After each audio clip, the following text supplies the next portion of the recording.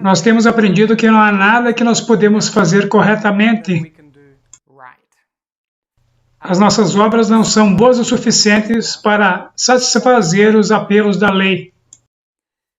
Mas Deus sabe disso, então Ele prometeu fazer todas as obras por nós.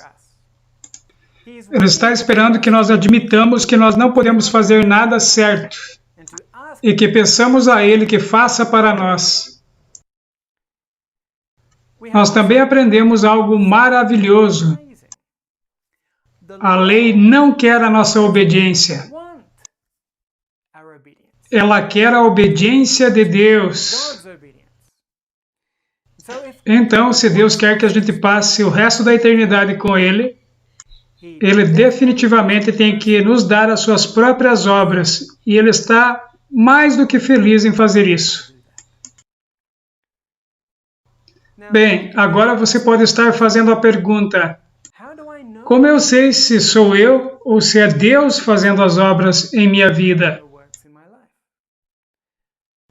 Eu tenho duas respostas para você. Primeiro, é uma excelente pergunta. É algo que você sempre deveria estar perguntando. Senhor, sou eu ou é o Senhor? Sou eu fazendo as obras ou é o Senhor fazendo as obras? É uma excelente pergunta porque nos leva a ficar atentos às nossas obras e ser cuidadosos sobre quem as está fazendo. Agora, algumas pessoas podem ser tentadas a dizer: eu definitivamente não farei nada a não ser quando eu saiba que é Deus fazendo as obras. Essa é uma atitude errada e nós passaremos um pouco mais de tempo nesta questão no nosso vídeo intitulado Fé Prática. Não espere até que você tenha um sentimento de que Deus agora fará as obras por você. Não faça isso. Faça o que você sabe que é a coisa certa para se fazer. Mas mantenha o seu coração clamando a Deus e deixe para Ele purificar as suas motivações, para que Ele possa trabalhar por você. A principal questão agora é que nós nos tornamos sensíveis sobre quem tem que fazer as obras. E em segundo lugar, você saberá que é Deus fazendo as obras porque você terá paz.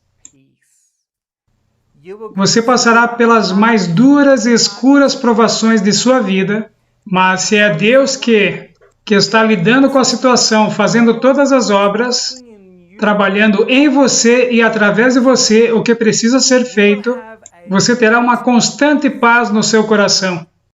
E você olhará para essa experiência e dirá: uau! Definitivamente não fui eu. E eu posso assegurar a vocês que quando você começa a saber dessas coisas por experiências, você saberá se é você fazendo as obras, porque você estará cansado, estressado. E é por isso que nós nos estressamos com as coisas. Porque nós dependemos de nós mesmos para lidar com a situação. E nós não temos certeza se nós podemos lidar com isso de uma maneira correta. Mas quando nós confiamos em Deus para lidar com isso, nós não nos estressamos, porque nós sabemos que Ele fará as coisas de uma maneira apropriada. Neste vídeo, nós queremos ilustrar o que nós temos aprendido até aqui, usando uma história bíblica muito poderosa. Os israelitas estavam jornadando pelo deserto e chegaram até o Monte Sinai. E lá Deus falou os 10 mandamentos com trovões, relâmpagos e terremotos. E o povo ficou aterrorizado. Vocês sabiam que isso não fazia parte do plano de Deus? De falar os 10 mandamentos no Sinai? Vamos a Deuteronômio capítulo 5. E aqui Moisés reconta diante do povo os 10 mandamentos. Então ele diz no verso 22: estas palavras falou o Senhor a toda a vossa congregação no monte do meio do fogo, da nuvem e da escuridão, com grande voz, e nada acrescentou. E as escreveu em 2 tábuas de pedra, e a mim mas deu.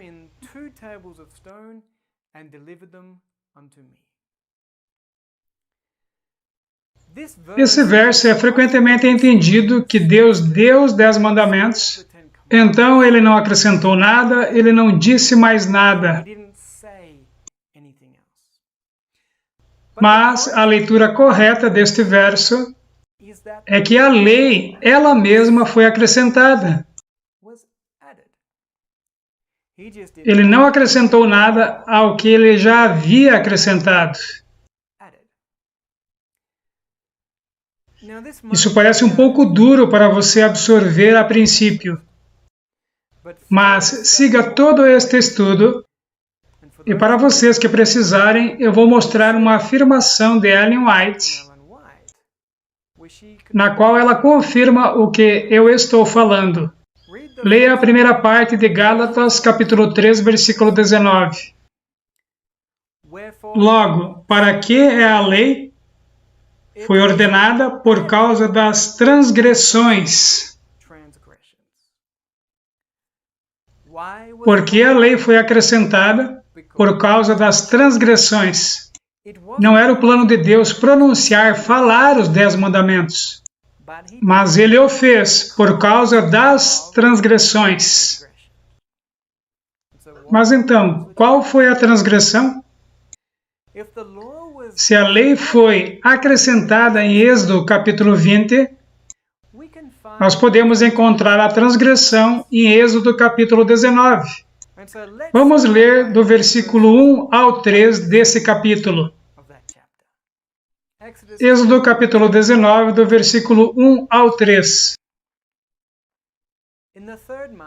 Ao terceiro mês da saída dos filhos de Israel da terra do Egito, no mesmo dia chegaram ao deserto de Sinai, porque partiram de Refidim e entraram no deserto de Sinai, onde se acamparam. Israel, pois, ali se acampou em frente ao monte. E subiu Moisés a Deus, e o Senhor o chamou do monte, dizendo: Assim falarás à casa de Jacó, e anunciarás aos filhos de Israel. Prestem atenção no verso 2. Eles chegaram até o Monte Sinai e já estavam acampados diante dele. Lembrem-se disso. Agora vamos ao verso 4. Vós tendes visto o que fiz aos egípcios, como vos levei sobre asas de águias, e vos trouxe a mim. Aqui Deus está pedindo aos israelitas que se lembrem o que ele fez por eles. Eles estavam em escravidão no Egito. Eles poderiam ter se libertado? Não, Deus os libertou. Eles chegaram até as margens do Mar Vermelho, onde os egípcios estavam bem atrás deles. Eles poderiam se libertar? Não. Deus abriu o Mar Vermelho e os libertou. Eles chegaram até as águas amargas de Mara. Eles poderiam torná-las doces? Não. Deus as tornou doces. E Deus fez chover pão do céu quando eles não tinham mais comida para comer. Uma vez após a outra, os israelitas estavam em uma situação onde eles não poderiam fazer nada para salvar a si mesmos. Absolutamente nada. Mas Deus, em seu grande amor e misericórdia, os libertou. Ele fez por eles aquilo que eles não poderiam ter feito por eles mesmos. E aqui, no Monte Sinai, Deus está pedindo para eles lembrarem-se disso.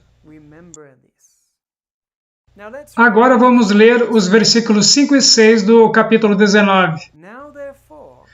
Agora, pois, se diligentemente ouvirdes a minha voz e guardardes a minha aliança, então sereis a minha propriedade peculiar dentre todos os povos, porque toda a terra é minha, e vós me sereis um reino sacerdotal e o povo santo. Estas são as palavras que falarás aos filhos de Israel.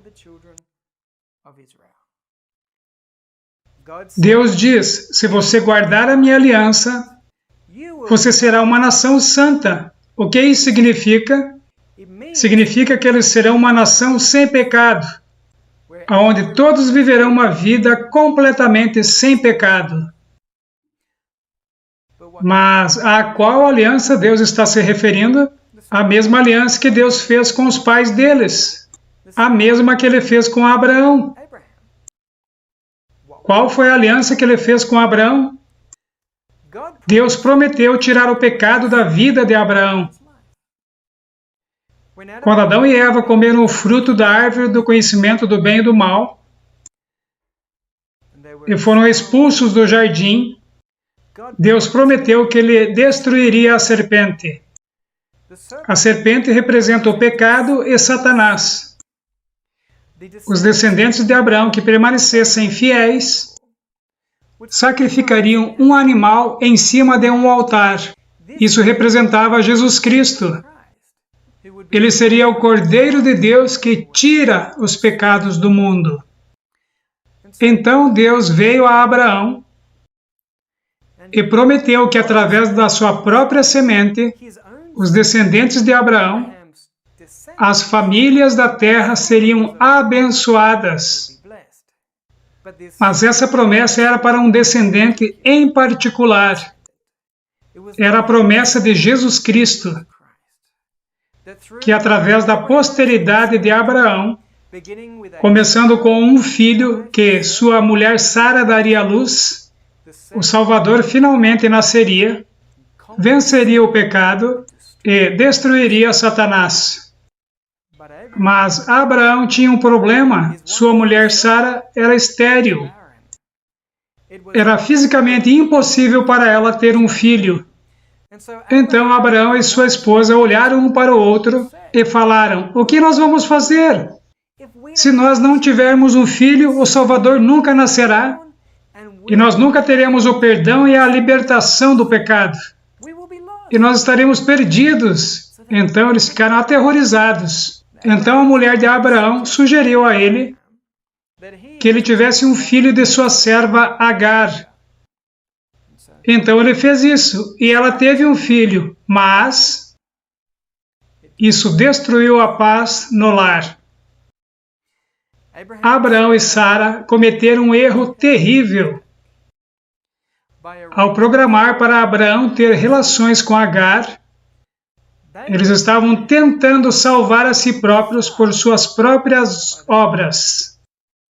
Vocês sabiam disso? É sobre isso que é realmente a história. Abraão aprendeu uma lição muito dura, mas ele finalmente aprendeu. O que ele aprendeu? Vamos a Romanos capítulo 4, versículos 20 e 21. E não duvidou da promessa de Deus por incredulidade, mas foi fortificado na fé, dando glória a Deus, e estando certíssimo de que o que ele tinha prometido também era poderoso para o fazer.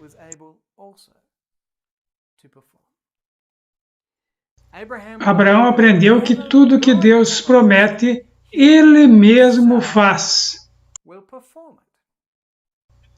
A aliança que Deus fez com Abraão é simples. Eu removerei o pecado de sua vida. Deus disse: você terá um filho e através deste filho, o Redentor do mundo nascerá. E Abraão, depois de aprender a lição, ele simplesmente disse: amém, eu acredito no Senhor. Então, aqui no Sinai, Deus prometeu aos israelitas que eles seriam uma nação santa, uma nação sem pecado. E o que Deus prometeu, Ele mesmo cumprirá. Tudo que os israelitas deveriam dizer é amém. Então, continuar sua vida e acreditar que Deus faria o que Ele disse que faria. Mas os israelitas não fizeram isso. Em vez disso, o que os israelitas disseram? Vamos aos versos 7 e 8 de Êxodo capítulo 19. E veio Moisés e chamou os anciãos do povo, e expôs diante deles todas estas palavras que o Senhor lhe tinha ordenado. Então todo o povo respondeu a uma voz e disse: tudo o que o Senhor tem falado, faremos. E relatou Moisés ao Senhor as palavras do povo. Oh, não! Que grande erro! Vocês se lembram de um povo sobre o qual nós lemos na apresentação anterior? Eles foram até Jesus e disseram: Senhor, Senhor, olhe para as nossas maravilhosas obras, olhe para o que nós fizemos. Os israelitas disseram a Deus que eles fariam deles mesmos santos. Eles eliminariam o pecado de suas próprias vidas. Eles poderiam fazer isso? Obviamente não, porque menos de 40 dias depois eles estariam dançando nus em volta de um bezerro de ouro. Vamos ao verso 12 do mesmo capítulo. Lembrem-se de que quando Deus procurou fazer a sua aliança com o povo, eles já estavam acampados em frente à montanha e que não havia nenhum limite em volta dele. Percebam aqui no verso 12: E marcarás limites ao povo em redor, dizendo: Guardai-vos, não subais ao monte, nem toqueis o seu termo. Todo aquele que tocar o monte, certamente morrerá. Agora, depois de assumir que eles poderiam fazer de si mesmos santos, Deus diz: separe o povo de mim. Alguma coisa mudou em seu relacionamento com Deus. A Bíblia se refere a Abraão como o amigo de Deus. Ele podia falar com Deus face a face, mas os israelitas mostraram que eles não tinham a fé do seu pai Abraão. Percebam que para ser amigo de alguém é requerido algo muito importante: confiança. Abraão sabia que Deus cumpriria as suas promessas. Os israelitas, por outro lado, duvidaram. Eles mostraram a Deus que eles não confiavam que Deus faria o que disse que ele faria. Então Deus foi em frente pronunciando os 10 mandamentos, com trovões, relâmpagos e um grande terremoto. É como se ele estivesse dizendo aos israelitas: aqui está uma segunda chance. Vocês realmente achavam que vocês poderiam guardar a minha lei?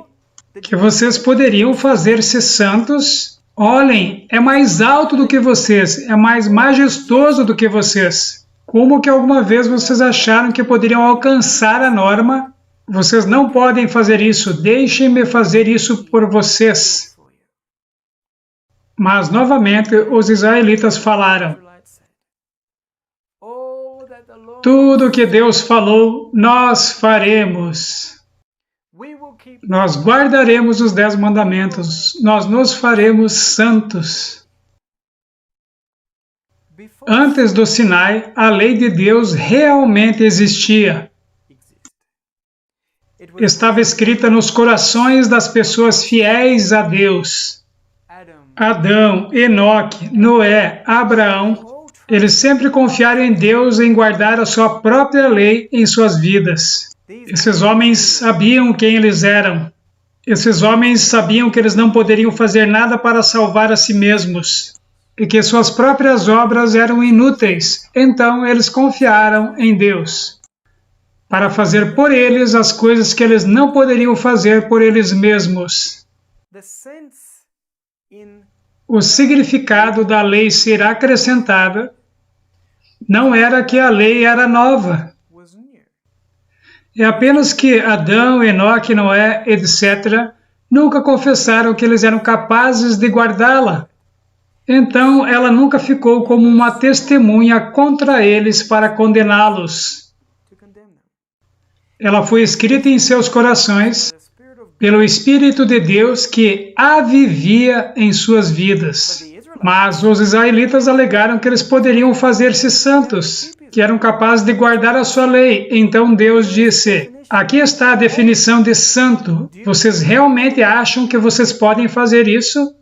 E o povo disse, sim, nós podemos. Eles rejeitaram a aliança de Deus e fizeram a sua própria aliança com Ele. E agora eles estavam sob a lei. A lei estava lá com toda a sua glória para testemunhar contra eles e para condená-los.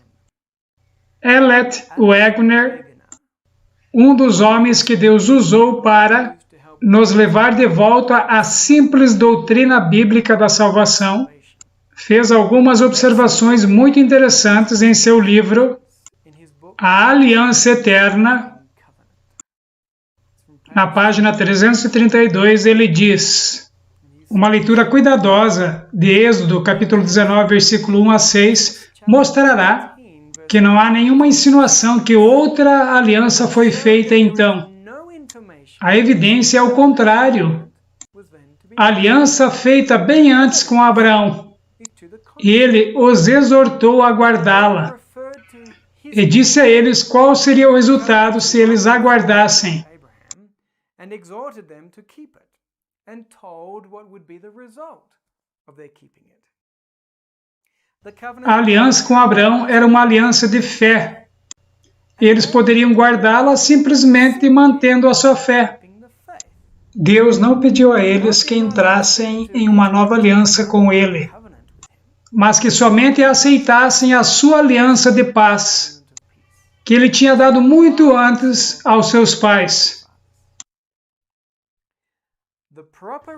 A resposta apropriada do povo teria que ter sido Amém. Que seja feito de acordo com a tua vontade, ó Senhor. Mas, ao contrário, eles disseram, tudo o que o Senhor falou, nós faremos. E eles repetiram as suas promessas, com muita ênfase. Mesmo depois de terem ouvido a lei falada por Deus. Pensem em homens mortais, supondo que eles seriam capazes de fazer a obra de Deus. Ao assumir a responsabilidade de fazer as obras de Deus, eles demonstraram falta de apreciação da grandeza e santidade de Deus. As suas promessas não valiam nada, porque eles não tinham o poder para cumpri-las. Tudo o que eles poderiam conseguir daquela aliança era tudo o que eles poderiam conseguir deles mesmos, e isso era a morte. A entrada deles na aliança foi uma notificação virtual a Deus de que eles poderiam agir muito bem sem Deus e de que eles poderiam cumprir qualquer promessa que Ele fizesse. O povo deveria ter dito, Amém.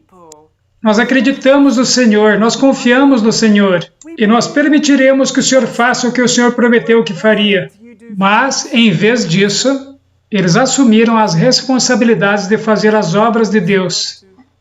Vocês perceberam isso ao alegar que eles eram capazes de guardar a lei? Eles estavam alegando que eles eram capazes de fazer as obras de Deus. Vocês se lembram que nós aprendemos o que a lei realmente quer? A lei é a definição do caráter de Deus. É a descrição da sua perfeição. A lei quer a prática perfeita de Deus em nossas vidas. E não aceitará nada além disso. A lei foi acrescentada por causa da transgressão.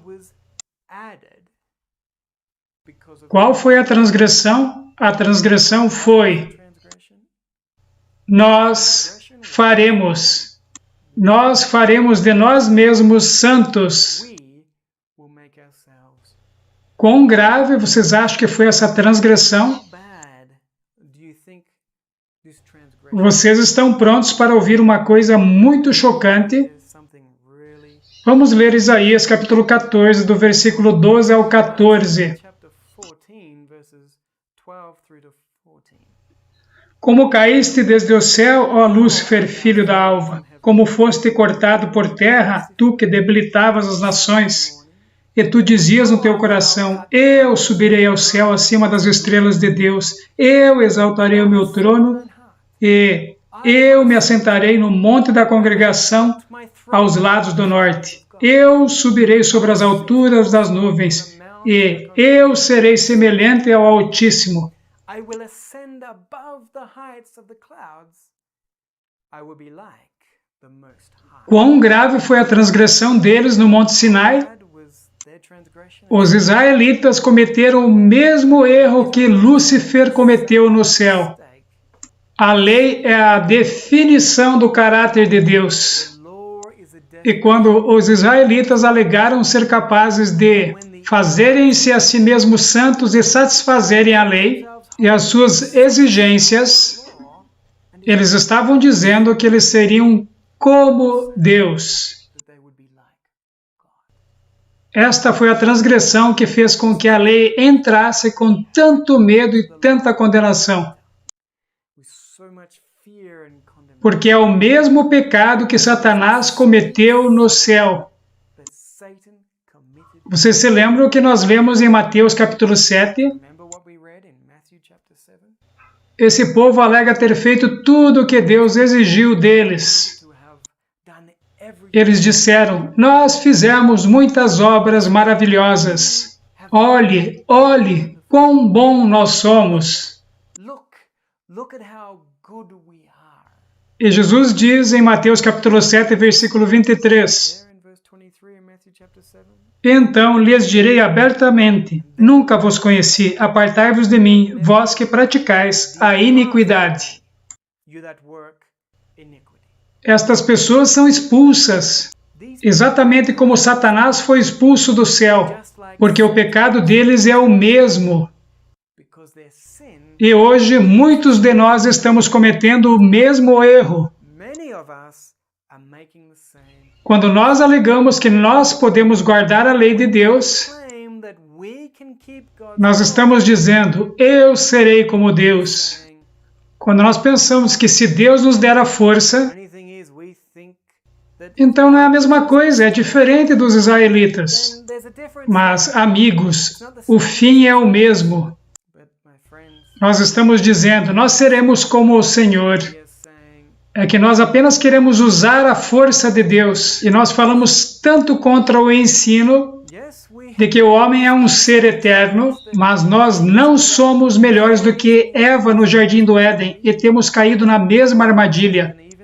E de certa maneira é pior, porque muitas pessoas que estarão no céu morreram acreditando na imortalidade da alma. Mas ninguém estará lá que foi salvo por suas próprias obras. Vamos ler novamente essa mentira que Satanás contou no Jardim do Éden, em Gênesis capítulo 3, versículo 5. Porque Deus sabe que no dia em que dele comerdes, se abrirão os vossos olhos e sereis como Deus, sabendo o bem e o mal. E sereis como Deus. Totalmente mentira. Mas vem de maneiras tão diferentes, não vem? A serpente era mais astuta do que qualquer animal do campo. Quando você acha que está salvo, você descobre que Satanás o enganou.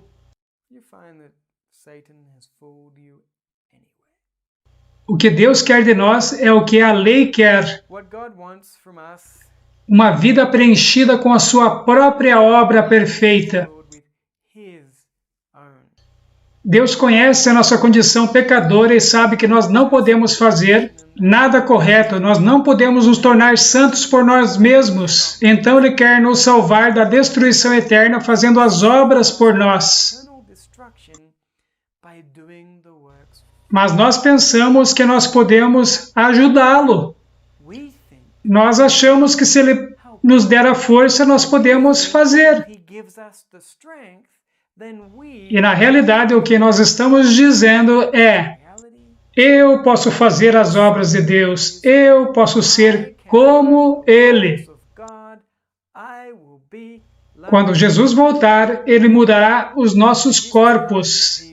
Ele tirará a pecaminosidade da nossa humanidade. Mas nós ainda seremos humanos. Mesmo sentando em seu trono e reinando com Ele, Ele ainda será supremo. porque Ele é Deus e nós nunca seremos Deus. Todas as nossas vantagens nesta vida e na vida por vir são dons de Deus. A herança é nossa não por mérito, e nem sequer por nascimento, mas por adoção e graça. Por toda a eternidade, nós o adoraremos como a fonte da nossa vida eterna. Mas nós nunca seremos Deus. Eu prometi a vocês mostrar uma declaração de Ellen White. Está em Patriarcas e Profetas, página 364, e ela diz: se os descendentes de Abraão tivessem guardado a lei de Deus, conforme fora dada a Adão depois de sua queda, preservada por Noé e observada por Abraão, nunca teriam sido induzidos à idolatria. Tampouco lhes teria sido necessário sofrer vida de cativeiro no Egito. Teriam conservado na mente a lei de Deus, e não teria havido necessidade de que ela fosse proclamada no Sinai, nem gravada em tábuas de pedra. Aí está para aqueles que precisarem dela. Nunca foi o plano de Deus proclamar os 10 mandamentos. Se nós tivéssemos apenas confiado nele em primeiro lugar, nós não teríamos ficado na sombra da sua condenação por tanto tempo em nossas vidas. Eu gostaria de terminar esta meditação com mais uma referência. Romanos capítulo 10, do versículo 1 a 3. Irmãos, o bom desejo do meu coração e a oração a Deus por Israel é para a sua salvação, porque lhes dou testemunho de que tem zelo de Deus, mas não com entendimento, porquanto, não conhecendo a justiça de Deus e procurando estabelecer a sua própria justiça, não se sujeitaram à justiça de Deus.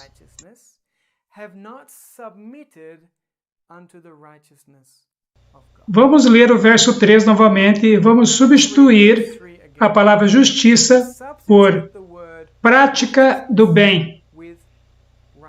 Porquanto, não conhecendo a prática do bem de Deus e procurando estabelecer a sua própria prática do bem, não se sujeitaram à prática do bem de Deus.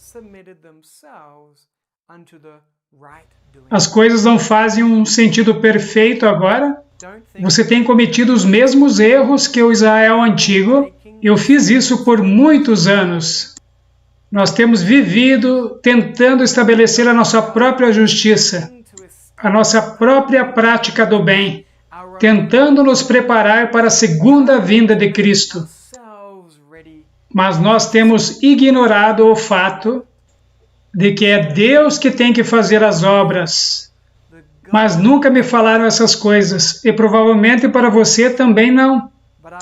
Graças a Deus, porque nos últimos momentos da história da Terra, Deus está eliminando a nossa ignorância, está nos dizendo as coisas que nós desesperadamente precisamos ouvir. Vocês ainda acham que se Deus der a força a vocês, as suas obras ainda serão aceitas? Ou se você é uma pessoa convertida, as suas obras são boas o suficiente?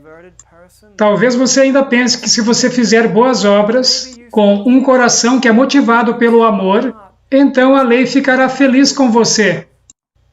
Volte novamente na próxima vez, e nós responderemos a isso claramente, olhando para o nosso grande exemplo. Como Jesus viveu, quem fez as boas obras em sua vida?